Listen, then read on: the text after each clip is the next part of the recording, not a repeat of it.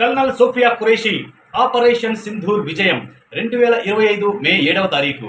భారత భద్రతా సంస్థలు పాకిస్తాన్లో కార్యకలాపాలు జరుపుతున్న ఉగ్రవాద శిబిరాలపై గట్టి ప్రతిస్పందన ఇవ్వాలని నిర్ణయించాయి. కల్నల్ సోఫియా ఖురేషీ భారత సైన్యంలో ఉన్న ప్రతిభావంతమైన సిగ్నల్ కార్ప్స్ అధికారిని.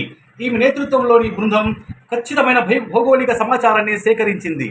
రాత్రి 1 గంట నుండి 1:30 లోపు త్రివిధ దళాలు ఈమె నేతృత్వంలో పూర్తి చీకట్లో తక్షణ దాడికి బయలుదేరాయి.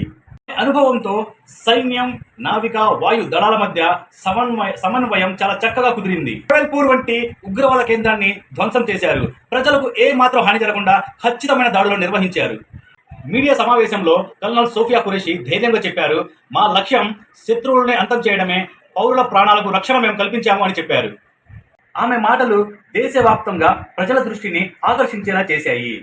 ఈ దాడి పెహల్గాం ఉగ్రదాడిలో చనిపోయిన అమాయకులకు న్యాయం చేకూర్చింది ఒక మహిళగా.